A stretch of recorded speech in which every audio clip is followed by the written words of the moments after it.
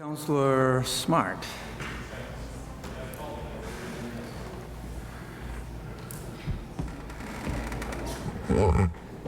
Yeah, we're up.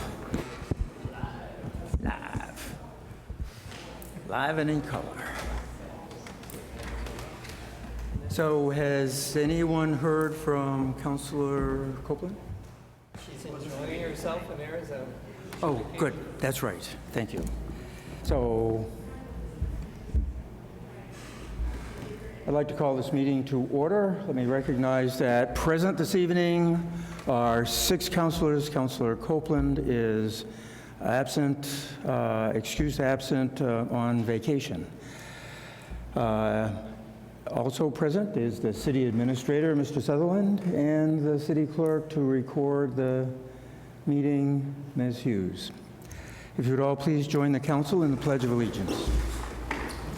I pledge allegiance to the flag of the United States of America and to the republic for which it stands, one nation, under God, indivisible, with liberty and justice for all.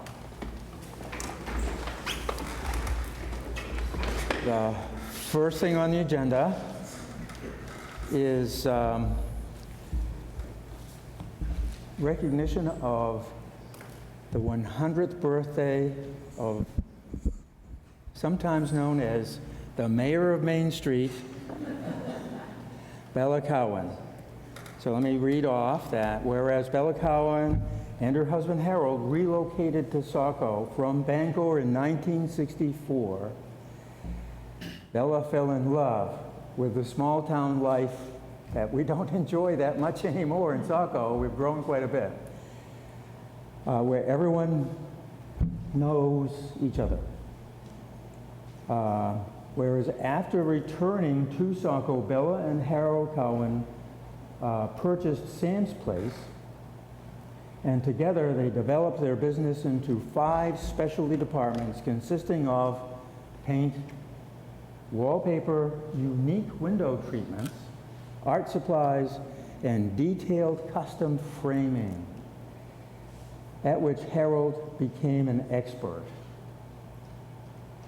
Whereas Bella and Harold Cowan moved Sam's Place from Biddeford to Main Street in Saco in 1968, and Sam's Place was located in the center of downtown in 240 Main Street and became a downtown gathering place, causing Bella to be identified by some as the Mayor of Main Street in Saco.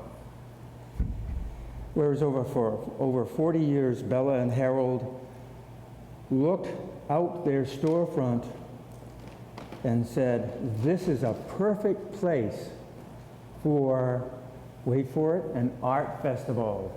Absolutely right. And we look forward to the art festival every year now, but so the Saco Sidewalk Art Show was born. At its inception, artists paid $5 each to display their art. Whereas Bella then worked full-time at Sam's Place until she retired at the age of, and I shouldn't say this, but the age of 89 in 2008. So that means Lenny still has a couple more years to go before they let him out of that office. Whereas Bella worked full-time at Sam's Place, I'm sorry, I read that part. Whereas she volunteered at the Dyer Library for over 25 years. So I only spent a decade volunteering with you. 2 nights each week.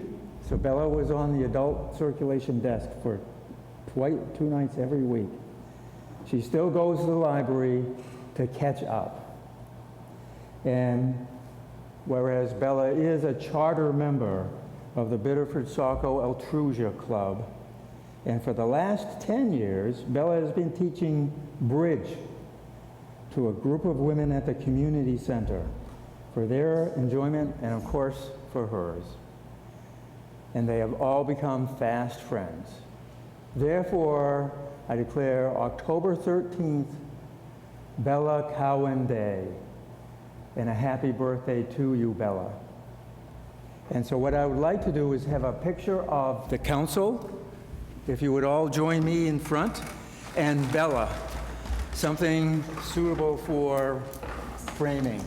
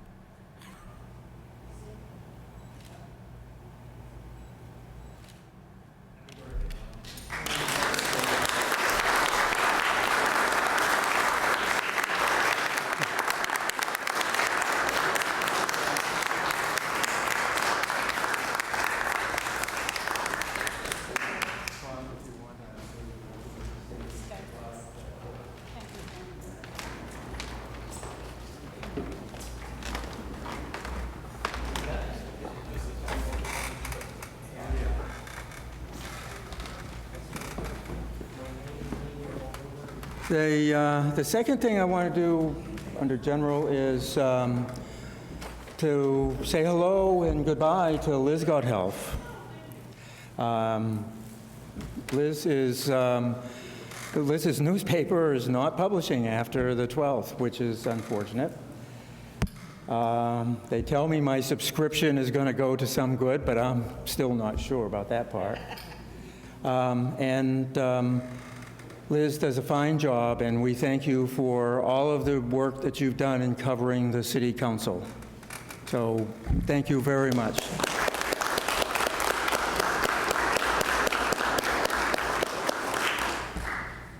Next up is the public comment section, and first is the school liaison, Mr. Steve Shyman. And yes, I don't have a report, partly because I missed the meeting that the last where we got together, and I totally blew it and missed it. So I apologize for that. I don't have anything new to report at this time, and you know more than I do. Thank you. All right, thank you. Next up, Ms. Barbara Coleman. Please state your name and address for the record, please. Barbara Coleman, Saco, Maine. Mayor, I have given to Councilor Menthon and Doyle an email that I received from Brenda Kit Kelly. This is in response to my query to the, Ms. Kit Kelly, who is the Assistant Attorney General for the Public Access Ombudsman, my concern about the mayor's public meeting.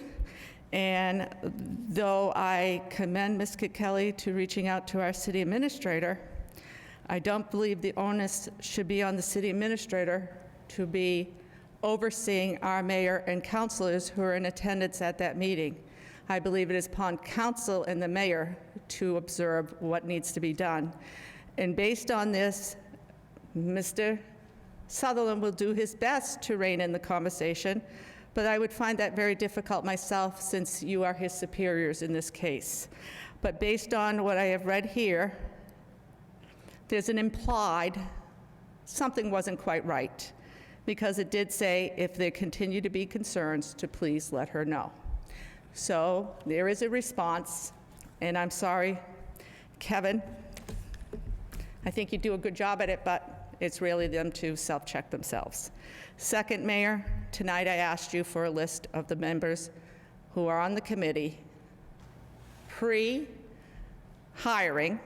who is doing the selection, other than Mr. Gould. Mr. Gould is the representative that you have hired for the purpose of gathering applications to bring forth to a council. Now, you listed the council as the current council. I am sorry, the statement should have been the council, because you're not sure if that is going to actually apply come the hiring date, because the election is less than a month away. Now, unless you guys have a lot of time between now and then to have meetings and get someone hired, then you're going to lose a lot of campaigning time. So for those that are not challenged, you will be able to attend meetings. For those who are being challenged, they have to get out there and campaign. So I think it would be a disservice to the individuals who are running opposed not to have the time to do what they need to do, which is to be out there campaigning. And besides that, if you look at Chapter 13, Title I, Public Records and Proceedings, a committee is 3 or more individuals. Well, I believe the pre-hiring committee is more than 3 individuals, usually has been, and that information should be public. What I cannot obtain is information such as if the fire department, the police department, superintendent, city administrator, and all of them get together to talk about preparedness in case of a major event. That's not public. I don't need to know that information. We don't want that information shared. But this information about the individual selecting the individual to be presented to a council is important. I also was, because I was looking for my facts, I also noticed that you are responsible for getting us a financial statement. Why have we not seen one since June, even a preliminary one? And I know you're going to stop me. So lastly, I'm going to say the volunteer work program. As of tonight, I have found out the individuals who were supposed to be paid less than $25,000 has yet to be done. I give you the name of the contact that the council may call the person, because I cannot obtain it, but you can. His name is Scott, and I'm sorry I cannot pronounce his last name. Contior. He is the Department of Labor Director for the state of Maine. His number is 623-7900. And if you cannot reach him, ask for Bart. He is the chief investigator for the Maine Department of Labor, and they will pass you along to him, and they will tell you the update. Thank you very much. I hope we resolve that before election in the change of command by the end of the year. Ms. Hughes, do we need the, when we ask for the address, do we need the street address? So do you have a street address? 386 Buxton Road. 386 Buxton Road. Thank you. There's nothing on the consent agenda, so the first item on the agenda is, Councilor Smart. Do you have a motion? Yes, I do. A credit enhancement agreement, CEA, for Foresite Realty LLC Company is being presented for consideration. This application is for the CEA that will be part of the existing TIF number 15 Downtown Omnibus Municipal Tax Increment Financing District. The credit enhancement agreement will be for 14 years with the following terms. In years 1 through 5, Foresite Realty LLC will receive 50% of the TIF revenue, and the city will receive 50% of the TIF revenue. In years 6 through 10 of the credit enhancement agreement, the company will receive 45% of the TIF revenue, and the city will receive 55%. In years 11 and 12, the company will receive 25%, and the city will receive 75%. In years 13 and 14, the city will receive 100%. For any remaining years of the district, the city will continue to receive 100% of the TIF revenue. The CEA will be capped of TIF revenue going to Foresite Realty LLC in the amount of $396,000. The city will retain funds from the TIF revenues to use for project costs outlined in the development program. The CEA was reviewed by Economic Development Commission at their September 9th, 2019 meeting, recommended to go to the City Council for the first reading and public hearing. The CEA was also reviewed at the City Council workshop held on September 9th, 2019. The Council ordered for this credit enhancement agreement, which will be part of the first reading, public hearing, and second and final reading, will be as follows. The City Administrator is hereby authorized and directed to enter into a credit enhancement agreement with Foresite Realty LLC in substantially the form as presented to the City Council. I move to open the public hearing for this credit enhancement agreement between the City of Saco, Maine, and Foresite Realty LLC. Second. I have a motion by Councilor Smart, seconded by Councilor Minthorn, to open a public hearing on the matter of a credit enhancement agreement between the City of Saco and Foresite Realty. Any comments to my right? Any to my left? Seeing none. Councilor Johnston? Yes. Councilor Smart? Yes. Councilor Minthorn? Yes. Councilor Doyle? Yes. Councilor Gay? Yes. And Councilor Archer? Yes. The motion passes 6-0. This public hearing is now open. Would anyone like to address the council on this matter? Seeing none. Councilor Smart. Thank you. I move to close the public hearing and further move to schedule a final reading on the following order. The city administrator is hereby authorized and directed to enter into a credit enhancement agreement with Foresite Realty LLC in substantially the form as presented to the city council for October 21st, 2019. Second.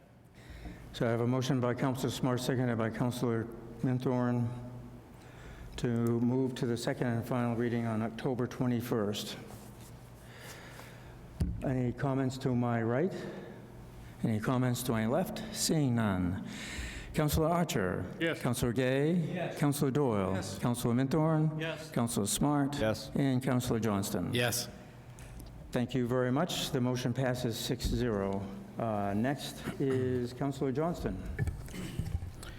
A credit enhancement agreement, or CEA, for Baxter Cutts LLC, the company, is being presented for consideration. This application is for the CEA that will be part of the existing TIF number 15 downtown Omnibus Municipal Tax Increment Financing District.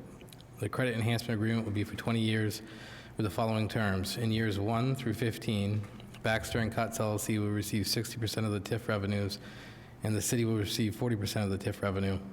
In years 16 through 20, the credit enhancement agreement, the city will receive 100% of the TIF revenue and the company will receive 0%. In any remaining years of the district, the city will continue to receive 100% of the TIF revenue.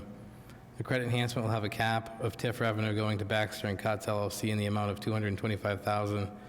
The city will retain funds from TIF revenues to use for project costs outlined in the development program. The credit enhancement agreement was reviewed by the Economic Development Commission at their September 9th, 2019 meeting, recommended to go to the City Council for first reading and public hearing. The credit enhancement agreement was also reviewed at the City Council workshop held on September 9th, 2019. The council order for this credit enhancement agreement, which will be part of the first reading, public hearing, and second and final reading, will be as follows. The city administrator is hereby authorized and directed to enter into a credit enhancement agreement with Baxter Cutts LLC in substantially the form as presented to the City Council. I move to open the public hearing for the credit enhancement agreement between the City of Saco, Maine, and Baxter Cutts LLC. Second. I'm sorry, Councilor Smart, did you second? Yes. Yeah, okay. So a motion has been made by Councilor Johnston, seconded by Councilor Smart, to open a public hearing on the credit enhancement agreement between the City of Saco and Baxter and Cutts LLC. Any comments to my right? Seeing none. Any comments to my left? Seeing none. Councilor Archer? Aye. Councilor Gay? Yes. Councilor Doyle? Yes. Councilor Minthorn? Yes. Councilor Smart? Yes. And Councilor Johnston? Yes. The motion to open the public hearing is passed 6-0. Does anyone wish to come forward and speak to the council? Seeing none. Councilor Smart, I'm sorry. Councilor Johnston, do you have a motion? I move to close the public hearing and further move to schedule a final reading on the following order. The city administrator is hereby authorized and directed to enter into a credit enhancement agreement with the Baxter Cutts LLC in substantially the form presented to the City Council for October 21st, 2019. Second. I have a motion to close the public hearing made by Councilor Johnston and seconded by Councilor Smart. Any comments to my right? Any comments to my left? Seeing none. Councilor Johnston? Yes. Councilor Minthorn? Yes. Councilor Smart? Yes. Councilor Doyle? Yes. Councilor Archer? Yes. And Councilor Gay. Yes. This motion passes 6-0. Next is a motion by Councilor Minthorn. Thank you, Mayor. The payment of property taxes is a significant challenge for senior citizens who are either retiring or working less than regular hours. In order to assist seniors in need, property tax credits are available for qualifying seniors. Due to the recent changes in the Senior Citizen Tax Work-Off Program and the addition of a new program, the Senior Tax Assistance Match Program, it was necessary to implement a new ordinance. The city proposes to repeal and replace the existing Section 220 of the city code with governing tax relief programs for its senior citizens. This ordinance would be cited as Chapter 175, Senior Tax Relief. It will replace in its entirety Chapter 220 of the city code. I move to open the public hearing. Second. So I have a motion by Councilor Mentor and seconded by Councilor Doyle to open a public hearing on the proposed senior citizens tax relief, which is a change from Ordinance 220 Chapter 220 to Chapter 175. Any comments to my right? Seeing none. Comments to my left? Also none. Councilor Archer? Aye. Councilor Johnston? Yes. Councilor Doyle? Yes. And Councilor Minthorn? Yes. Councilor Smart? Yes. And Councilor Gay? Yes. The motion passes 6-0. Does anyone wish to step forward and speak to this matter? Ms. Coleman? Barbara Coleman, 386 Buxton Road, Saco, Maine. Council, I think it's time you take a little action tonight. How about you put an amendment to this document that this is not implemented until you have proof from the administrator that all past tax abatement issues have been resolved. Not that I don't want it implemented, because I do, but I want to see the accountability that has been promised. Now, I have sat with the mayor at Rosalinda's. I have sat with the mayor at Lucky Loggers. I have sat with the mayor, with the city administrator, and himself in his office hours. They have concurred, though Mr. Sutherland has not, that this is a worker program. The attorneys, not the attorneys, our own audit firm agrees this is a work program. The mayor, in his role as a commissioner, realizes the payroll implications of not taking care of things. This is a payroll-related issue. It can haunt. I've told you this repeatedly, and I've asked for it to be solved privately. So if we do an amendment that this cannot be implemented until everything is resolved, we know that the other one hasn't disappeared yet. See, we don't want the other one to go under the rug. Because if it goes away, what do you have for backing? I want this one to stay in place until you can prove it, but implement on a temporary basis that they're going to get their $10 or $11, 12 hours an hour, whatever it is, so we can move forward. But you got to stop the cycle. If you don't correct the issue now, how many years down the road is it going to be? Think of it this way. If we were the city and there was a tax bill owed and it was less than $100, have we not seen property taken for that? Have we not seen things written off? Have we not seen costly things from attorneys and all of that? So let's avoid the costly future by solving it tonight with a nice, friendly amendment that says, we will implement as soon as this process is completed. This is your time to speak as council to get what has been asked, and if you review your past 2 years, the mayor has instructed it to be solved. So, am I not speaking English well enough to be heard? Have I not articulated and written well enough for everybody to understand, including the public? Or am I really just bashing after somebody just for the fun of it? I'm sorry, there's roughly, and I'm going to guess how many senior citizens impacted, anywhere from 40 to 80, because it's roughly 40 per year. So you could have 80 senior citizens being impacted in Saco. How if that was your parent or grandparent? How would you feel? Think about it. I know it's only $150 to $250. Doesn't sound like a lot, but I'd add to it the 8% interest or 9% interest that we collect if we fail to pay our taxes on time. Because if we had the 31st day, we start accumulating taxes. Well, I think they should be paid interest for that money that wasn't paid to them as well. They're entitled to it. Because the former mayor was aware of this. The finance director who left during this term was aware of it. The administration has been aware of it. I will just continue on until it does get solved. I am like a dog with a bone. We'll keep at it, and I'll find a new bone until it gets done. Thank you. Mrs. Pilkey. Thank you. Mary Pelkey, 35 McKinney Road in Saco. Mr. Mayor, city councilors, and the city administrator, I would like to thank you for your support to our seniors in Saco, including myself. The new tax work-off program will be a blessing for we who struggle with paying for our taxes. What is even better is that we have this opportunity to work off a portion of our taxes, so it is not a handout. I would also like to thank you, Mayor Lovell, for appointing me and others to serve on the ad hoc committee to work out the details of this program. It is an even better program than before, thanks to Donna Bailey's work with the state legislature to increase the amount we can earn. It went from $750 this past year to $1,100 this year, which is 100 hours times the minimum wage. Thank you all for voting to support this new program.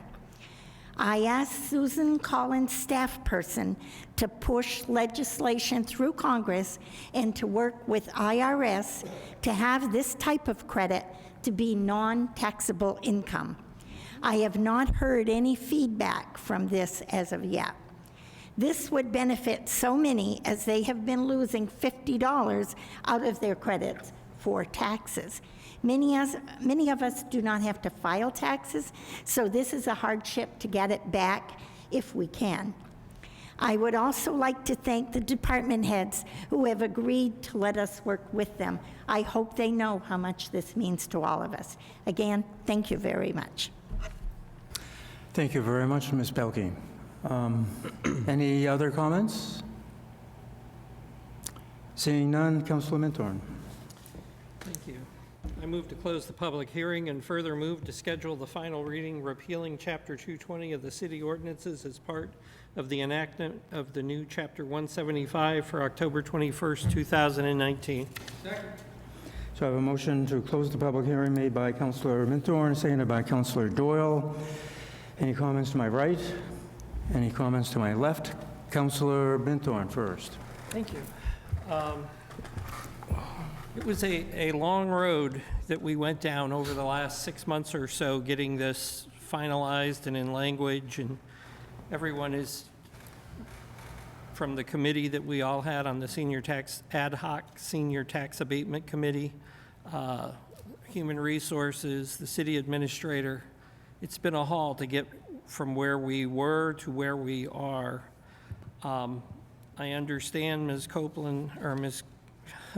Coleman's comments regarding the salary adjustments. I'd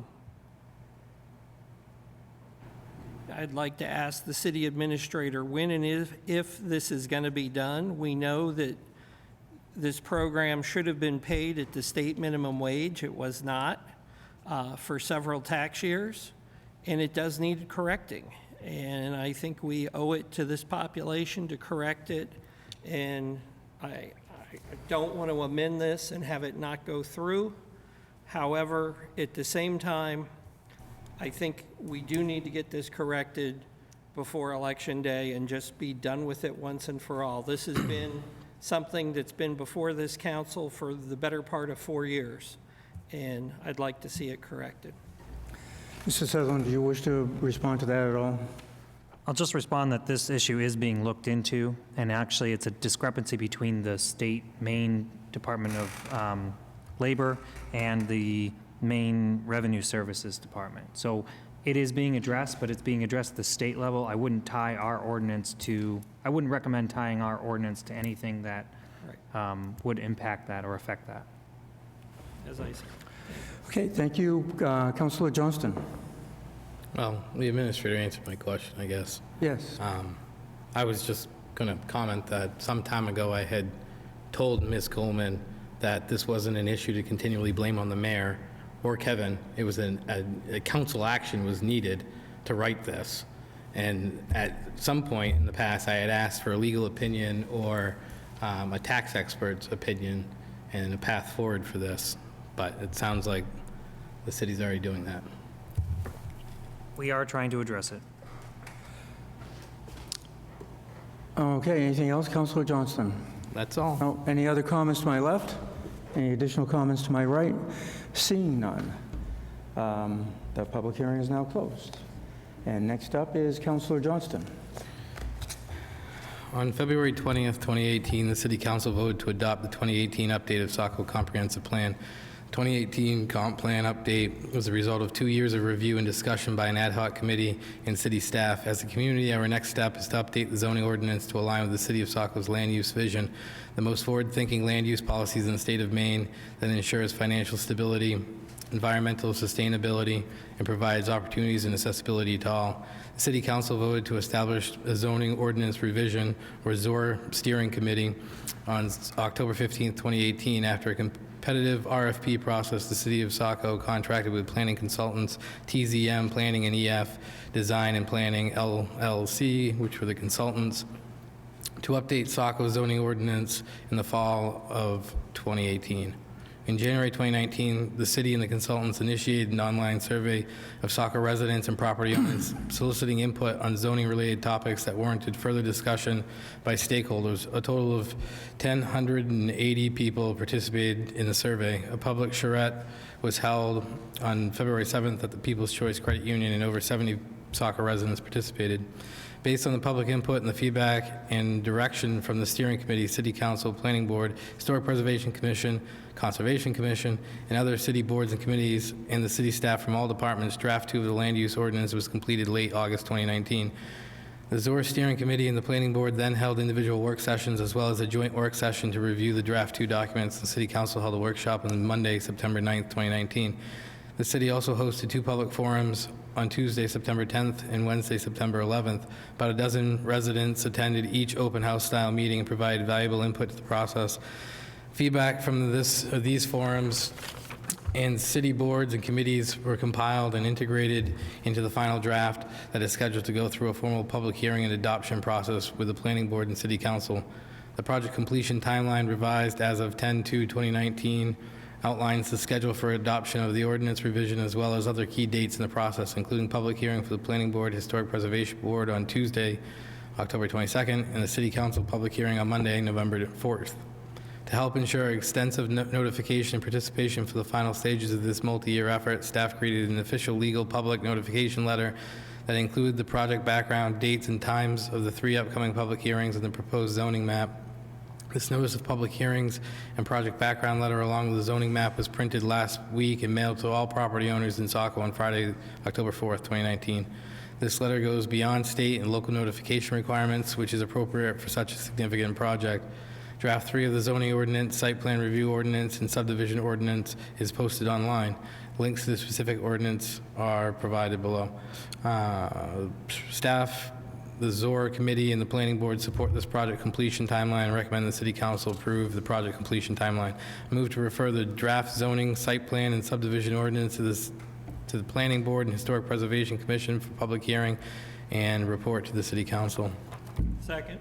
So I have a motion by Councilor Johnston, second by Councilor Minthorn, to accept the current versions of documents related to the change in Chapter 230 zoning. Any comments to my right? Seeing none. Any comments to my left? Councilor Minthorn. I've had one question that's been outstanding for a while on this, and that is how this ordinance is going to approach tiny homes that are the sub 500 square foot variety. We talk about them as appurtenant structures to a main residential home, and I have some concern about that as well, because I know, like on our cul-de-sac, we've got 16 homes, and if a half a dozen of my neighbors wish to add that tiny home is a appurtenant structure for an in-law suite or a rental property or whatever that way, we've got 2 people on the circle right now that have college-age children, so we see 4 and 5 cars during the holidays, and there isn't enough parking even in the street in the winter. It makes it tough to get the cars off the street for the plows to get through and that kind of thing. And in my reading of this, we open up under the medium residential density the possibility of this occurring. And that is a concern, but most importantly, in a time where we have a lot of trouble getting individuals, new grads, or seniors either at either end of that spectrum, looking for someplace they can own versus rent, these smaller structures provide that opportunity. And I don't see anything in this ordinance that addresses, like Kennebunk just opened a tiny home community. And I would think that that might be an option that we would want to investigate and have something in place to address and possibly steer it toward certain areas of the community where that might be an acceptable format for people to live. Thank you. Thank you. Mr. Sutherland, do you want to start that off? I see that Ms. Clavette and Ms. Berna have both stood. Staff are prepared to respond to that, but is this the right format or form to do this? We're just looking to get the draft 3 sent to the planning board for them to start to review before it comes back to the council as a final document. Sure. If a quick response can be made, I think that would help. Can you address the value of can you- tiny homes? Can you speak at all to tiny homes? I know it's off the cuff, but Well, we've got a couple of women that are very good off the Prepared. cuff. A quick response, yes, you're correct, it's not the right format, we'll be taking the comment, but we have researched this today because we were alerted to the question at hand, and so we have some clarifying, and Jess is going to speak to that. Hi, yes. So in the proposed draft of the ordinance, tiny homes were discussed and considered in a number of ways. They have been largely incorporated into the accessory dwelling unit, so it's more of an attached accessory dwelling unit. However, there is no limitation in the ordinance now or in the proposed ordinance on the square footage of a single-family home, for example.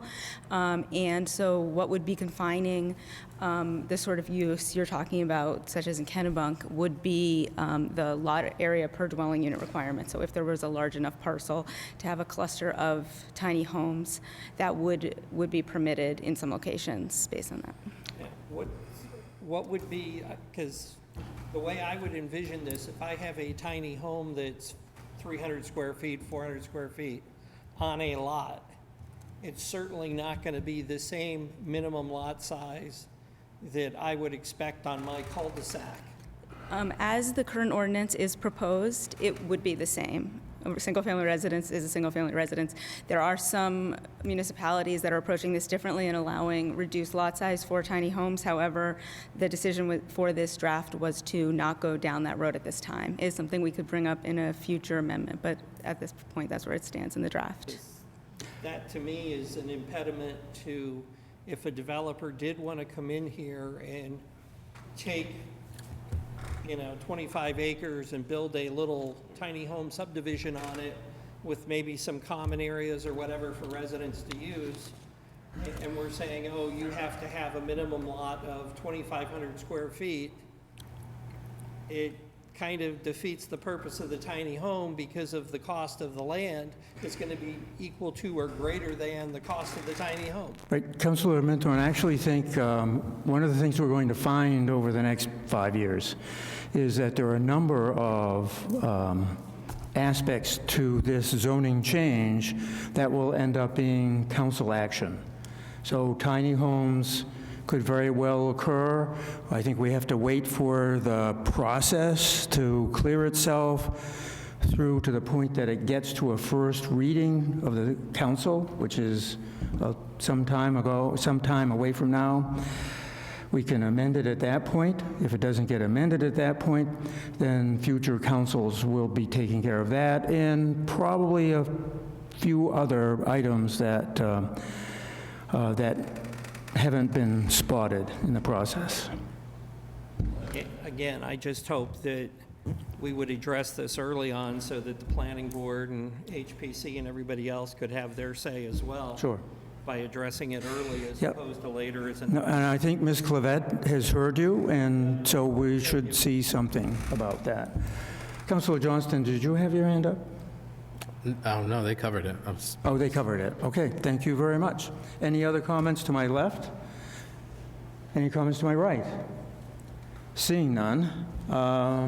Councilor Archer? Aye. Councilor Gay? Yes. Councilor Doyle? Yes. Councilor Minthorn? Yes. Councilor Smart? Yes. Councilor Johnston? Yes. Thank you very much. That motion passes 6-0. We now have that new schedule and release of new documents. Next up is the administrative update. Yes, sir. Back in August, I mentioned the Saco Island East parcel and replanting of trees. I want to give you an update on that process and where things are. I asked staff to take a look at the site. There's a lot of our regrowth that's occurred, and staff do not believe it was necessary to spend a lot of those resources on tree planting. So what I did do is asked the Saco River Corridor Commission to attend a site walk with staff, and Saco River Corridor Commission met and agreed to put the money, the $50,000 in escrow for revegetation purposes after a project is done. So there's going to be no clearing of the area to then replant trees because the area is already overgrown. There are no erosion issues at this time, and I did forward on the letter I received from the Saco River Corps Commission supporting that. So if you have questions or suggestions, please reach out to myself or Dalen. Thank you. Okay, any questions of the city administrator associated with his update? To my right? Any to my left? Seeing none, council discussion and comment.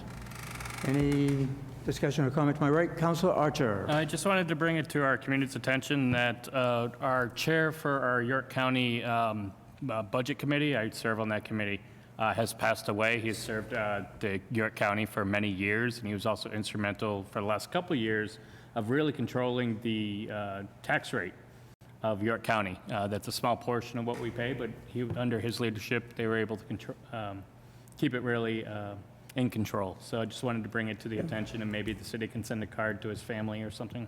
I think That that's, nature? yes, thank you very much. He was a friend of mine. I was surprised that day, later that morning, when I heard that he had passed away, because he handles a lot of lumber, so I thought he was in excellent physical condition. I don't have no idea what happened to him, but he was really instrumental in bringing local government to the fore across the state. He had been president of the Maine Municipal Association. He formed a group of small towns among the 29 towns of York County called the 12-Town Group that met monthly to discuss the problems of small towns. He helped organize and was chair of the budget committee, the county budget committee, for a long time, and he will be missed. Any other comments to my left? Any additional remarks to my right? None? Any additional to my remarks to my left? Seeing none? Executive session. Okay, so do I have a motion to go into executive session? Yes. I don't have anything just yet for A. We have the C and E to cover. So I don't have Mr. Gould here for A. That will be coming up in the next meeting. So, Okay. We got this. Thank Be it you. ordered that the city council enter into executive session pursuant to MRSA Title I, Chapter 13, Subchapter 1, Section 4056C, review of CEA financials. Item E, consultation with council regarding pending matter. Second. So I have a motion by Councilor Minthorn, seconded by Councilor Smart to enter executive session on review of CEA financials and consultation with counsel regarding a pending matter. I don't see counsel. He'll be here in 10 minutes. Okay, great. Gould will be here in 10 minutes?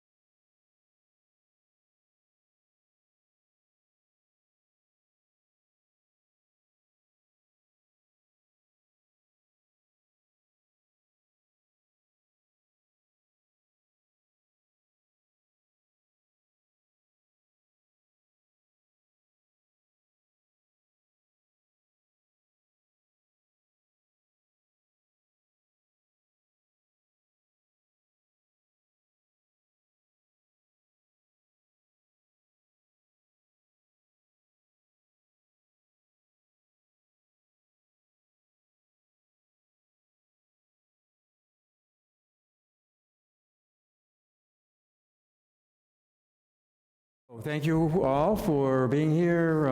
Do I have a motion to come out of executive session? I move we come out of executive session. Do I have a second? Second. I have a motion by Councilor Minthorn, seconded by Councilor Doyle to come out of executive session. Any comments to my right? Seeing none. Any to my left? Seeing none. Councilor Johnston? Councilor Minthorn? Yes. Councilor Doyle? Yes. Councilor Gay? Yes. And Councilor Archer? Yes. I'd like to report that Councilor Smart had a conflict, attended the first section, the review of CEA financials, but did not attend the consultation with council. Was there a report? Yes, Mayor. The City Council, pursuant to MRSA Title I, Chapter 13, Subchapter 1, Section 4056C, review of CEA financials, no report. Section E, consultation with council regarding a pending matter, no report. Thank you very much. Then do I have a motion to adjourn? Councilor Minthorn has moved to adjourn. Is there a second? So Councilor Gay has seconded that motion, and it's non-debatable. So Councilor Archer? Aye. Councilor Gay? Yes. Councilor Doyle? Yes. Councilor Minthorn? Yes. And Councilor Johnston? The motion passes unanimously, 5-0. We are adjourned at 8:25. Thank you.